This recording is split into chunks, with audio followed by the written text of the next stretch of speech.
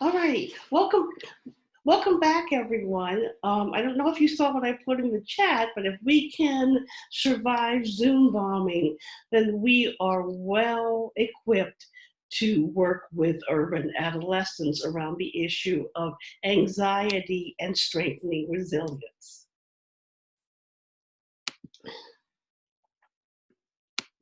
So I just want to go over the order of our workshop. I'm going to do some didactic lecturing for 45 minutes, and then we're going to do Q&A for 15 minutes. I ask that you hold your questions till the end, you submit them via chat, and at the end, I'm going to put a link in just of a video that talks about cultural competency and stigma. So just an overview of what we're going to talk about today. We're going to talk about what anxiety looks like in urban communities. So we'll be talking about finances and racism. And in this day and age, we'll also be talking about COVID-19. We're going to do a little bit about the basics of managing anxiety. So I'm going to throw in a couple of key terms that'll help our understanding, and talk a bit about cultural competency in working with anxious youth. And then I'm going to give you some examples of programs that have really been found to be effective with both urban males and urban females. So we're going to talk about a program with Black urban boys called Play. We're going to talk about my own program for Black urban girls called Sun, and then we're going to look at the Recast program for urban boys and girls in terms of race and ethnicity. So first of all, what in the world is anxiety? So anxiety is the perception or this awareness of a future threat.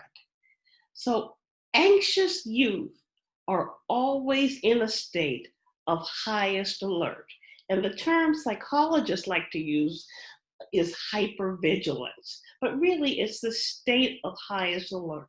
They don't know when it's going to happen. They don't know where it's going to happen. They don't know who it's going to happen with.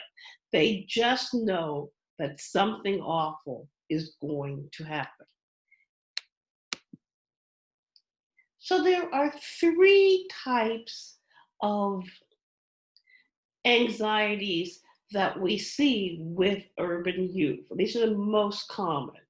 So we see social anxiety, and social anxiety is basically what must other people think.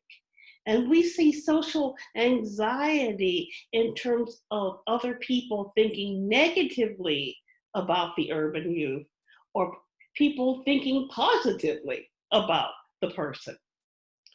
One of the contributors to social anxiety, particularly for minority urban youth, is this idea of acting white, or the acting white accusation.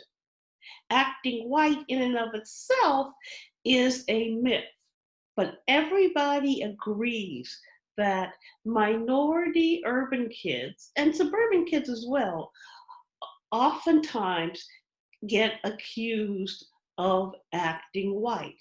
And that's a value that's being placed on their racial or ethnic community, their racial or ethnic identity.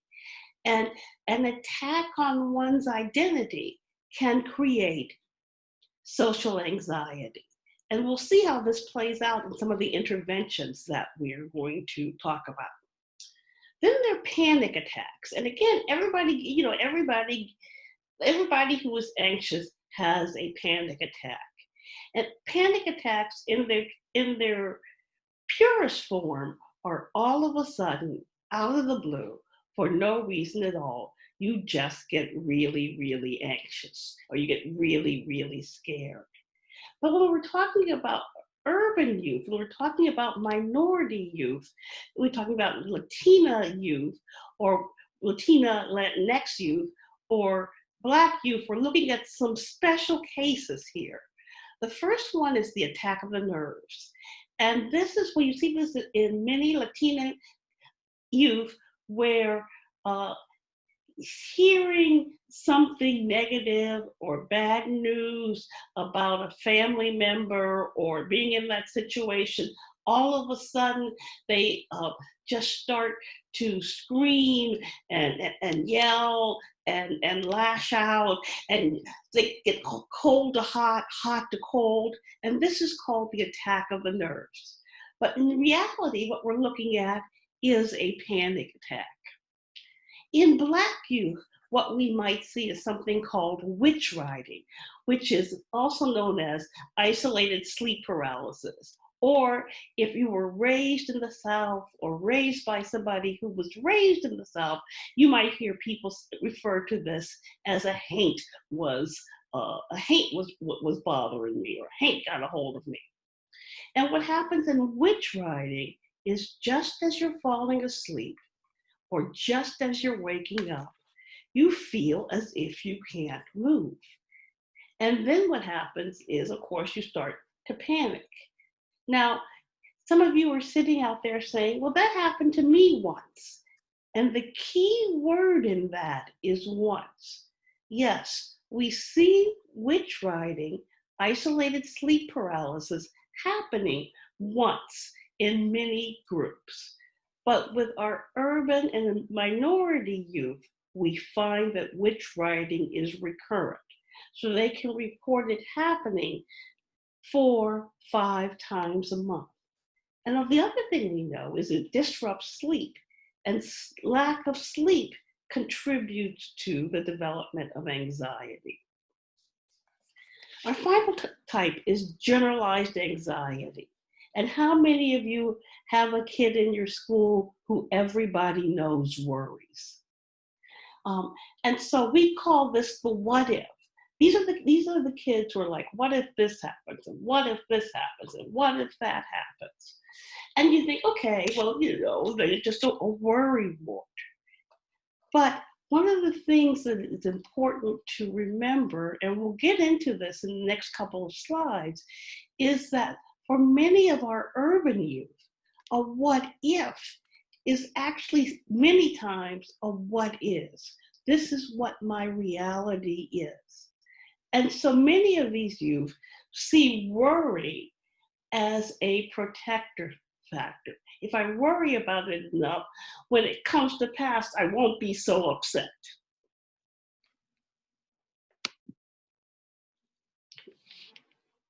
So we've got anxiety, and then we have stress. And although they are not the same thing, they are cousins. So stress is a state of mental or emotional strain or tension that results from an adverse or this very demanding circumstance. And I want you to understand how stress is working in your students' bodies. So this is what the next slide is about. And in this next slide, what we see is the HPA axis. And what you see is the hypothalamus, the pituitary gland, and the adrenal cortex. So let me explain this, okay? Stress starts in the brain, and the hypothalamus is the thermostat of the brain. It signals the pituitary gland to start secreting various hormones. And one of those hormones, which is produced by the adrenal glands, is cortisol. And you've heard people talk about cortisol as the stress hormone. So what happens is, for many of our urban youth who are in these stressful situations, and oftentimes the stress is chronic, is that their HPA axis is working overtime. So they're in this stressful or this anxious producing situation, and they secrete a lot of cortisol. Okay. If you do it long enough and you do it hard enough, at some point your HPA axis stops working, it burns out. And when the HPA axis burns out, it's not producing enough cortisol. And that's when we're looking at things like anxiety and trauma. So I'll give you another example of how this works. When my daughter turned 16, I threw her the keys to the SUV and ran down to the Mercedes dealer and bought myself a grown woman's car. I drove it off the lot, popped the top, put it in sports mode, and I drove 71 miles per hour down 71. And as I got close to for 71 miles, and as I got close to Mansfield, the car started making noise. Boop, boop, boop, boop, boop. And then it started smoking. And then it just stopped. What had happened? I had driven it so hard, so fast, for so long that I had burned out the engine. And what we find with many of our urban youth is that they have burned out their stress protecting, anxiety protecting engine.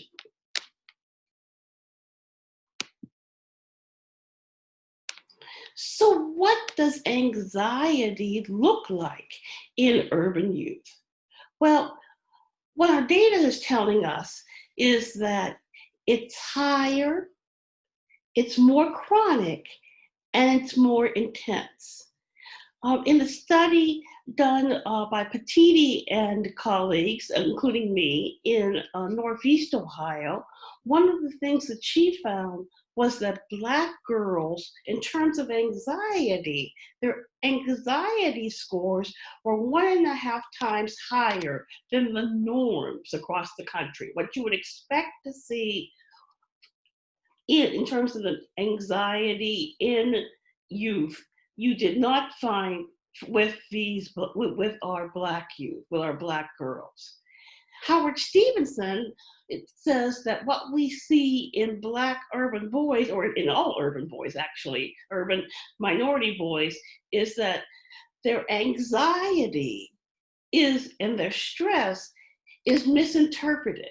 So they end up being missed, dissed, and pissed. And this anger that we see is actually, in reality, anxiety and to some extent stress. So we've got these higher levels, but what happens is that the adolescents themselves don't understand it. So what we hear consistently, and what I suspect that some of you in the audience hear, is this is the way they think it's supposed to be.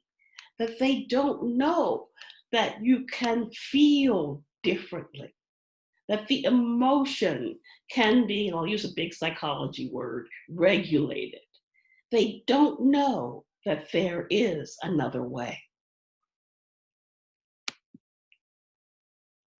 So, how does the urban environment contribute to these increases that I just talked about for anxiety and stress in urban youth? Well, we can't talk about that without talking about social determinants of health. And there are social determinants of emotional health. And one of those social determinants this is the Disrupting Poverty Network.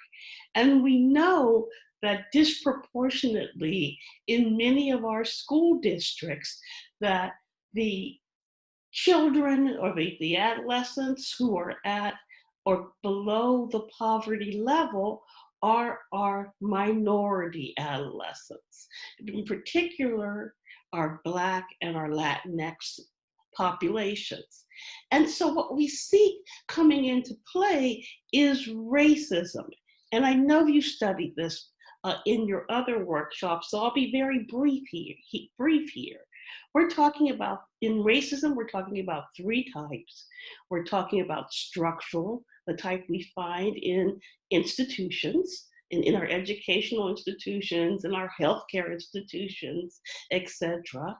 We're talking about interpersonal, that one-on-one racism.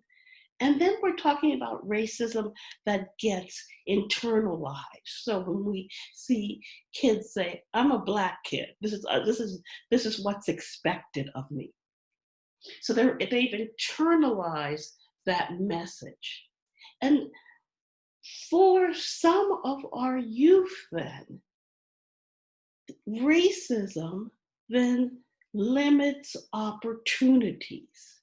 And this limiting on opportunity, again, gives us this sense of lack of control. Economics. I mean, this is what we're dealing with. Those of you who are teachers and are teaching online, you know the role that economics is playing. I just read an article in terms of the libraries here in Akron have boosted their internet service so that their Wi-Fi service, so that people can drive up or walk up and use the service for their schoolwork, And in the libraries that are in the poorer clusters, they're getting 25 to 30 cars in the parking lot with kids doing their lessons.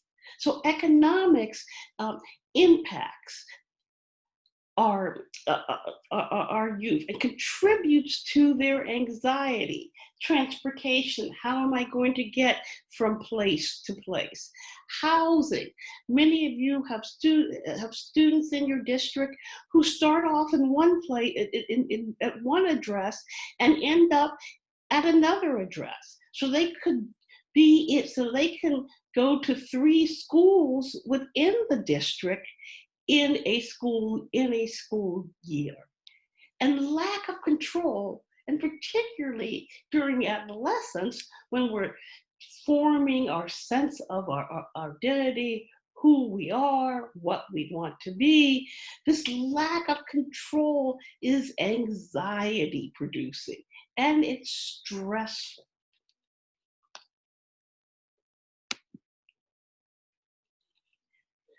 So we also want to we talked about social determinants. We also want to talk about how we see urban youth, these images of urban youth, and how race and ethnicity and gender intersect. So this is an example, and these come from our adolescents who participate in our work. These are an example of how we see urban youth, or particularly urban minority youth.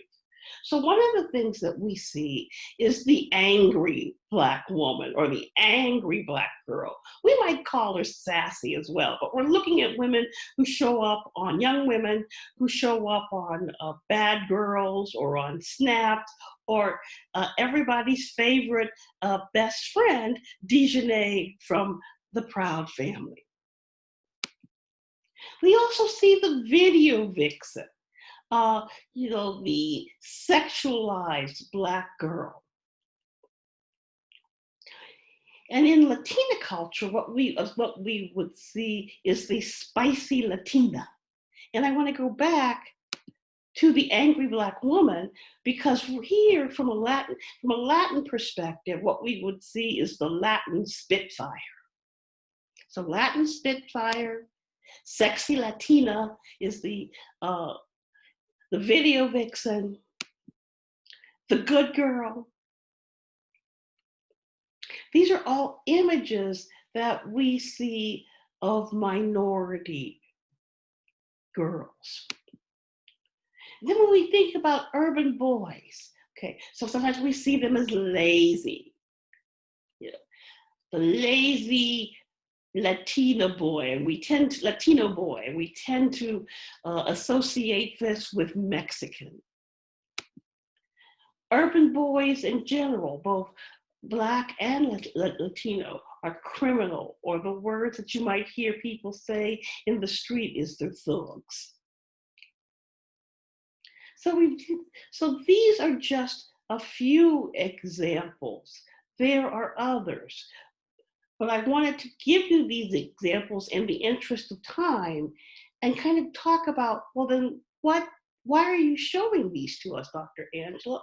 What do they have to do with anxiety and stress? Well, these are stereotypical images and they affect anxieties and stress. Here you're being seen as a stereotype rather than who you are. So our angry Black girl, one of the things that the research has shown us in a very nice document from Georgetown Law called Girlhood Interrupted, is that Black girls are seen as less trustworthy at a very early age. So starting at age 5, 6 in kindergarten, they're seen as less trustworthy, as liars, as loud, as difficult. Okay. So by the time they get to adolescence, you see a Black girl in class and you think, oh, well, what am I going to do with her? Okay. Then again, examples that we've seen in terms of Black males, urban males, as criminal.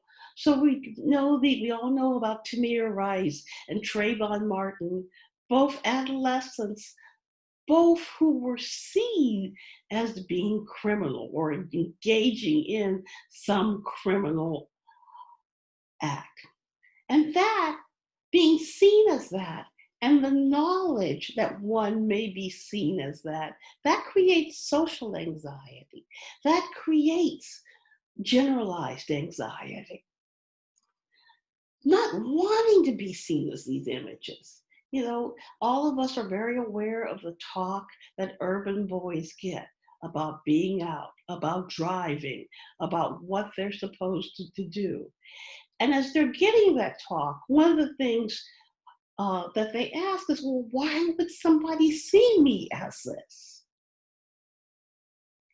And again, the talk and how particularly urban males are seen can again create this social anxiety, can create this generalized anxiety.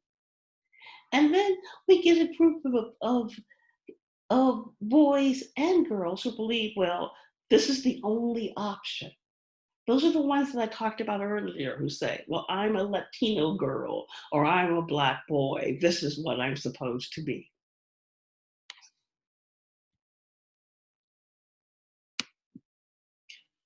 So given all this, because I want to save time for questions, so given all of this, then how do we intervene in terms of anxiety and stress with our urban adolescents? And how do we give them, and in intervening, how do we give them the tools that help them regulate their emotion, which leads to resilience? So the first intervention I'm going to talk about is for urban females.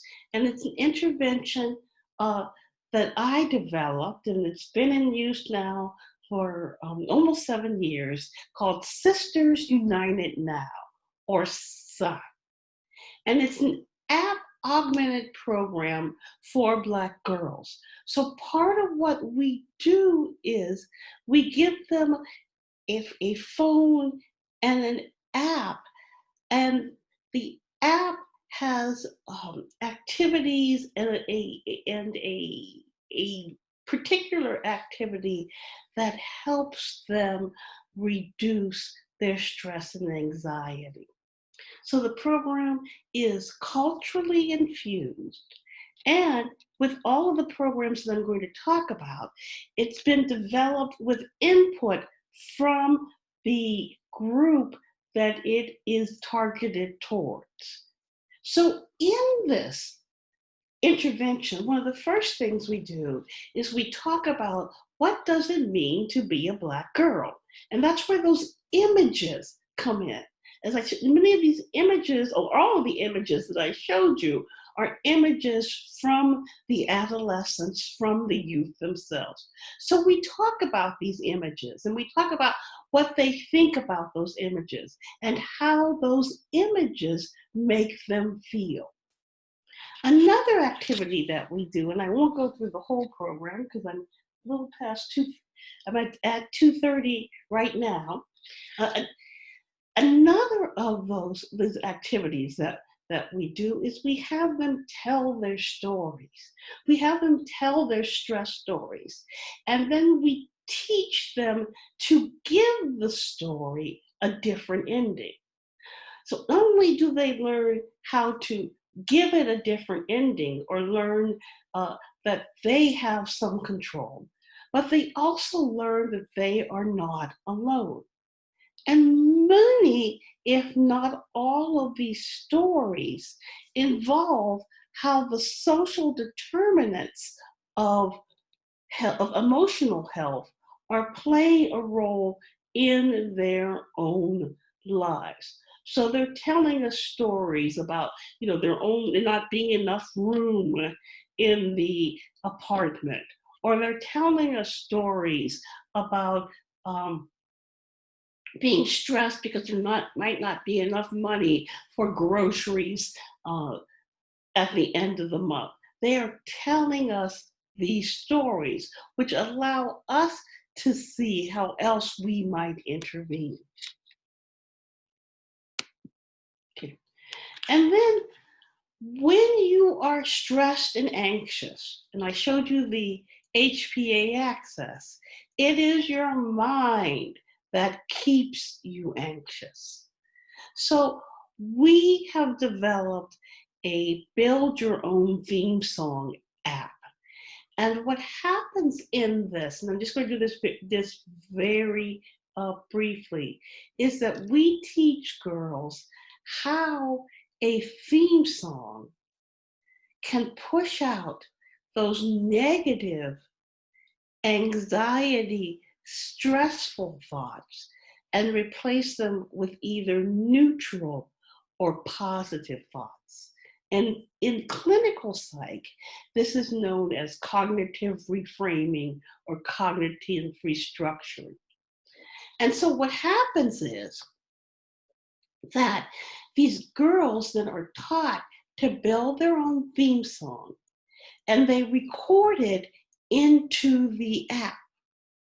Then once they record it into the app, what happens is that and into the app, and we give them cell phones, so it's recording to the app on the phone, and then they learn how to use the app. And what they do is they set push alerts. So in these push alerts are times that we know that might be stressful for them. So they set it at times that they know are stressful for them. And then we also give an alert at a random time. When the push alert comes up, they open their app and they answer a survey. So they answer the survey. And then what happens is if they are feeling stressed, if they are thinking negatively, if they are feeling anxious, it tells them to play your theme song. And they do. If they're not, it praises them and it says, but you can play your theme song you can play your theme song anyway. And what we find is across time, across a week, what we see is that their thinking changes. that when they are stressed, they are better able to think in a more neutral way, in a less emotional way. And that then allows them to make better decisions as to how to handle the stressful situation. And it's not only the girls who see the difference, but their teachers and their families. The second intervention I want to talk to you about is one by Howard Stevenson. Howard Stevenson is a professor at Penn. He is Brian Stevenson's older brother. And they have an intervention called play, preventing long-term anger and aggression in youth. And this is about understanding how vulnerable our Black boys, our Latino boys are. And so, again, I told you that anger oftentimes is the sign of social anxiety, is this time of stress and not knowing how to deal with that anger, not knowing what to do with that, not knowing how to label it. So first of all, it's about understanding and play. The first part about understanding how vulnerable Black boys are. And that gets us into these images, how these images, these stereotypical images make this group vulnerable. Understanding where the anger is coming from. This perception, particularly for our urban youth, this perception of lack of control. And then, what does it mean to be a Black boy?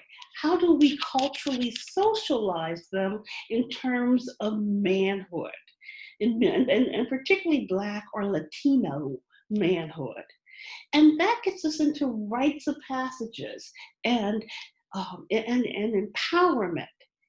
And then in play, one of the things that we do is we teach emotional empowerment, labeling your emotions, regulating your emotions through basketball and martial arts.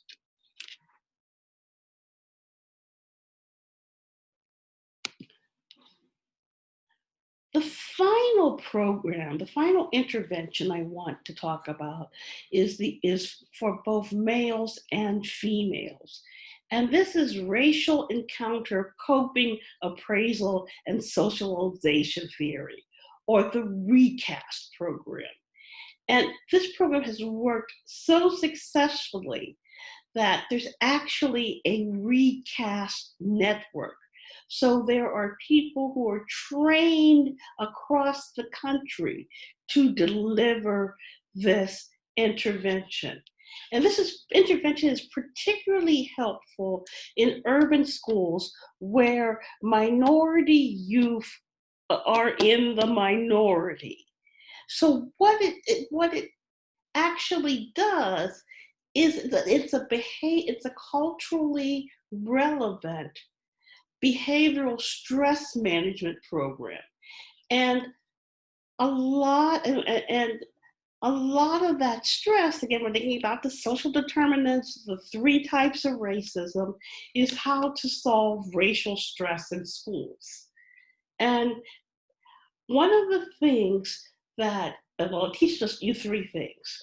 It teaches you how to read the situation. There's practice and preparation for how to recast the situation. How are you going to recast the situation? You're just going to say, oh, he just called me up, and start fighting. And the final piece in this is how to resolve these racially stressful encounters when they occur. Not just saying this happened, but solving them productively in the moment, in a way that is beneficial to the urban youth self-esteem, self-empowerment, and stress and anxiety level.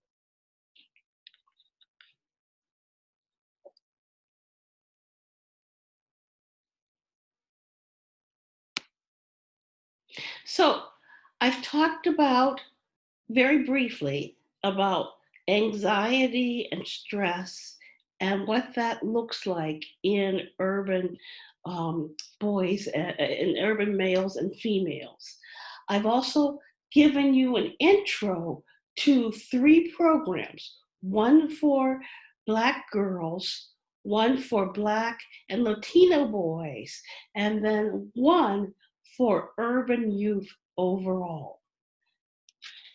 I've come in at the time that we wanted to come in at, so I did 40 minutes, and now I'm going to open it up in terms of your questions, and I will answer those.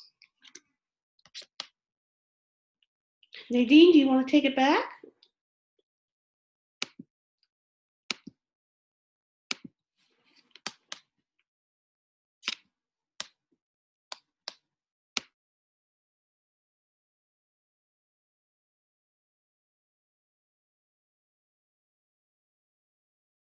Uh, Okay, Nadine, I can't hear you. You're muted, and I can't see my chat box for some reason.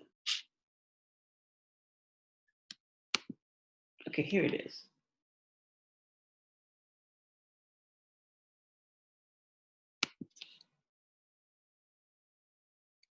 Okay, so the first question is from Nadia. I'm sorry, from Nedra. I have to blow this up, Nedra. And she asked, what is the age range to participate in the programs? Okay, so all these programs start with middle school. So you have to be an adolescent, and there are different middle schoolers are different than high schoolers developmentally. And there are different versions of the program for different age ranges within adolescence.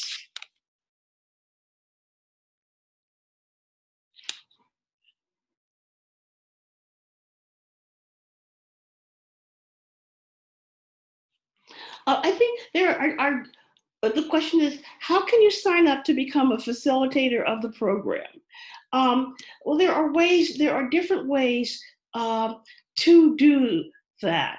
I will add to the chat box the links to become a facilitator, to be trained as a facilitator in terms of the Recast program, to be trained as a facilitator in terms of play. There's also some online things you can do, and we have facilitator training to become part of SUN.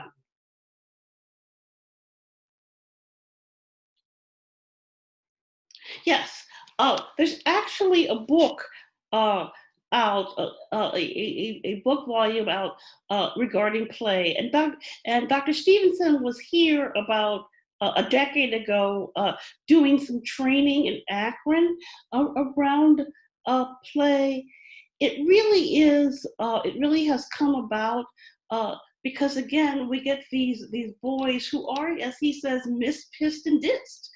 And what do we do with that anger? So it is from a cognitive behavioral level, from a cognitive behavioral standpoint, it is teaching skills. I don't know how many of you play sports of any kind, but you know that whatever you're playing, there's some anxiety involved in that, and tempers can flare.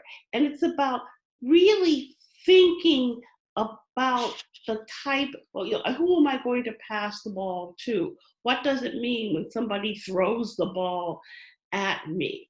It's using sports to teach these cognitive behavioral techniques in terms of dealing with anger and anxiety and stress. It's also about using rites of passages, and I would imagine that some of you in your districts have rites of passages programs.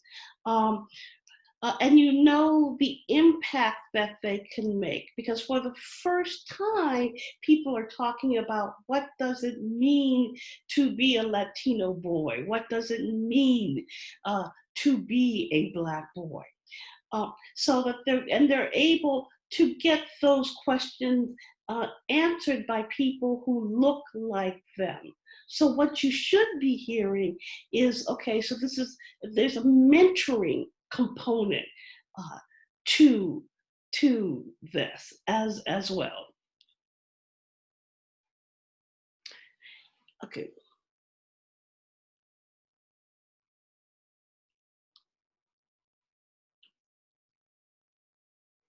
Okay. So a couple of questions. Are these apps free for you? Yes. Um, the Sun app is available. There's a whole program. So an app, the app that we have doesn't work if you're not trained in it. Okay, and so they are available. The other things are there programs that accompany these things? Absolutely, absolutely. You cannot facilitate any of these programs that I have talked about without being trained. The question becomes, does it make a difference in terms of the facilitators? To some extent, yes. But one of the things that we know is that there are not enough facilitators around who look like the adolescents, the urban youth that they are working with. So that's where cultural competency comes in. That's where maybe pairing, if you don't have uh, facilitators of the same race. That's where pairing comes in. You know, one Latino, one Black, one Latino, one white. This is how you do this. And I have to stress, okay, if you're going to do any of these programs, part of the training is you confronting what your own biases are. And we all have biases. Um, so that's part of the facilitator training for all of these programs. And we will, yes, we will mail the PowerPoints to you. And yes, again, do not think because I want to stress this, do not think because you are not the same race as the kids you work with that you cannot make a difference. Okay. All being the same race does is get your foot in the door. That's all it does. Okay.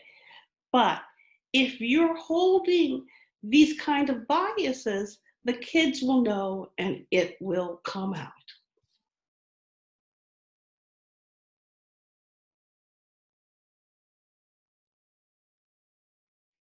Other questions on this?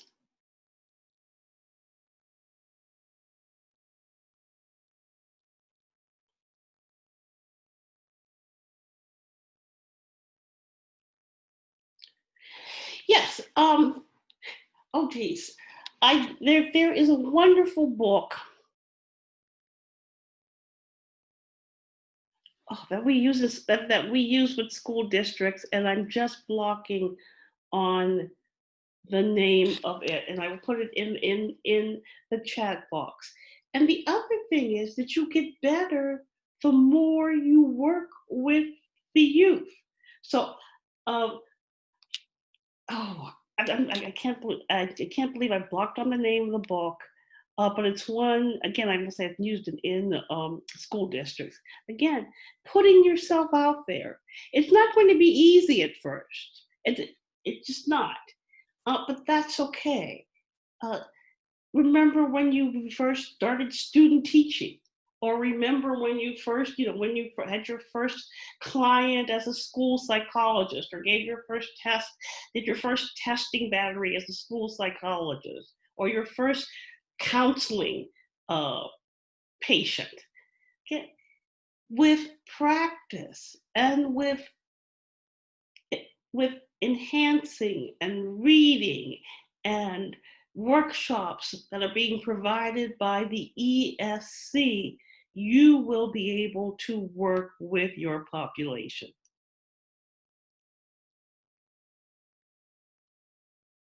And thank you for sharing that link. Other questions for me? We have about 5 minutes.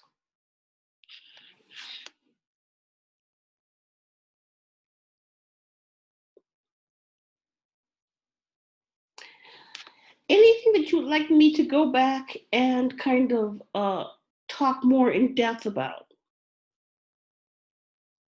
Okay. Okay. Oh, so she says, I work at a suburban school that is integrated. What stressors are there for Black students in an integrated setting? Okay, well, there are several. One of the things I talked about is this idea that by going to a suburban school, they get this accusation that they are somehow acting white. And acting white has nothing to do with wanting to be white and everything to do with what it means to be Black. So that's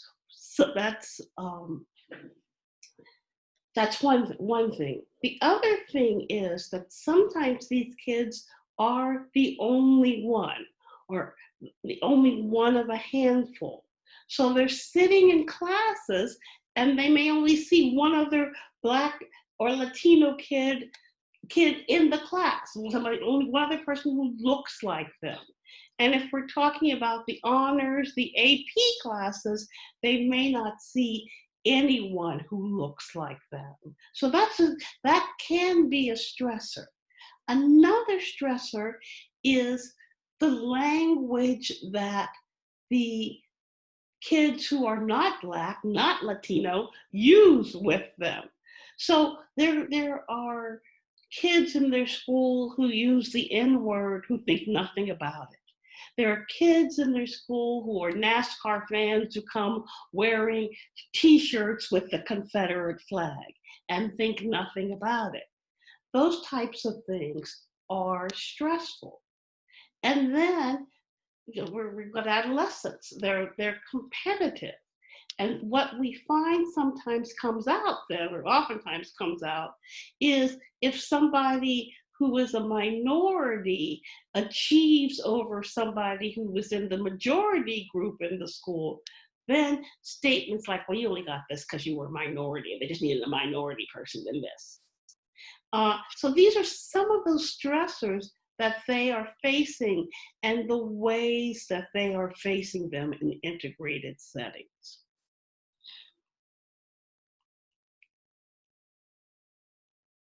Yes, I agree with CBT. The question is how to adapt CBT, sometimes offensive language like faulty thoughts. I know it's an awful word. And so they're not faulty thoughts. One of the things we teach is positive and negative thoughts. We give examples of that. Um, we also talk about cognitive reframing, or what we do is musical cognitive restructuring, which is just a very long way of saying, okay, how can we think differently in a way that's more helpful to us? But you are absolutely right, because faulty thoughts make the adolescent think that there's something wrong with them.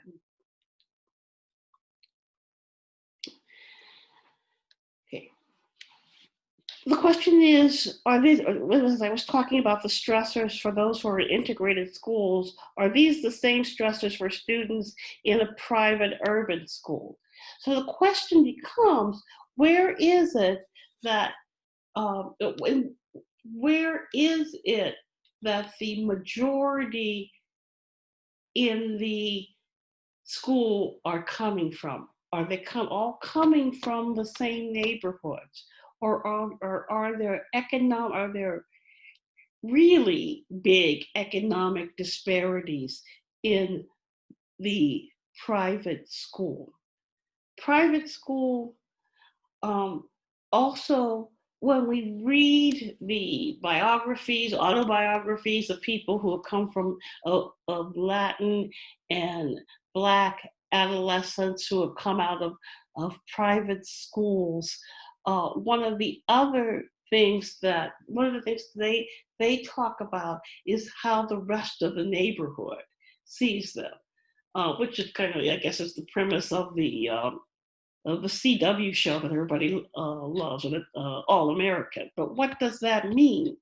And so those are the kinds of issues that we are looking at, that we may be looking at there, and what the research says we are looking at there.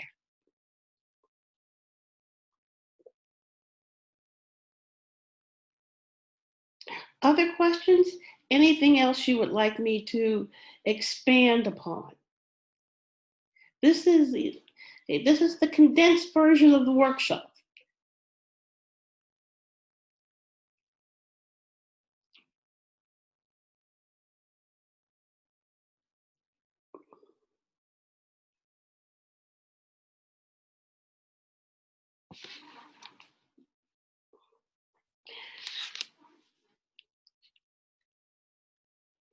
If there are no other questions, I want to thank you for dialing in to this workshop. Hopefully you leave knowing what anxiety is. You leave knowing what stress is. You leave understanding that many of these stressors relate and result in this burnout in the HPA access, which then leaves these adolescents more vulnerable. You understand about these images and the impact they play in urban youth's lives. And you know 3 programs, one for girls, one for boys, and one for both, that can help make a difference. And finally, you know that you leave knowing that while being the same race may get your foot in the door, what matters to these kids is that they know that you are genuine, they know you are for real, and they know you care and want to help.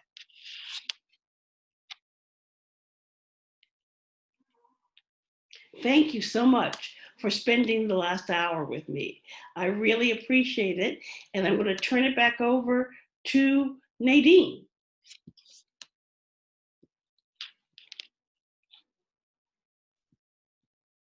Okay, thank you very much. On behalf of everyone, I'm thanking Dr. Angela Neal Barnett, and I'm hoping that everything has been recorded and that we can share it with people who have not been here. I'm going to list here once again the link for the certificates. It's not a link, it's actually you have to copy it. So please do that. And hopefully you'll be able to get to the survey and take the quick survey, which is just the 4 questions. So thank you everyone for your patience with the bombing that happened the first time around. I'm sorry that everyone was not able to join us for the second session, but hopefully it's recorded and we'll be able to share it on our ESC website in the future. Once again, clap, clap, clap for Dr. Angela Neal Barnett. And I thank you, Dr. Angela, for your expertise, for sharing that with us, and for giving us some strategies for how we can work with our students and hopefully, you know, create better relationships in the long run. That's really what we're seeking. So thank you so much. And thank you, everyone. I wish you health. I wish you great well-being. I wish you a happy springtime, and I'll look forward to the time when we can all meet again in person. Thank you so much. And if you need anything related to the certificate, if you, I'm going to be on here for a few minutes yet, so you can grab this this URL. And if you have a problem with that, just email me at nadine.grimm, Grimm, at ESCNEO.org. Okay? Thank you. Bye, everyone. Thank you. Thank you, Dr. Neil Barnett.